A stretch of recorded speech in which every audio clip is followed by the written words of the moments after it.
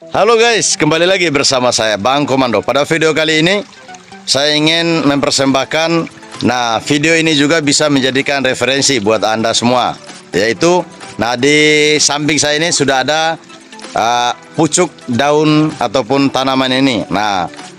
Tanaman ini bisa kita menjadikan sayur bening nih guys ya.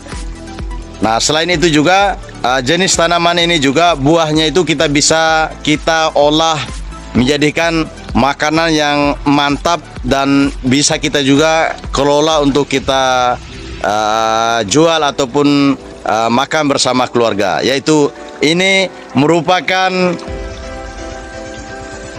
ini pondambojo ya, atau bahasa Indonesia ini merupakan labu parang guys.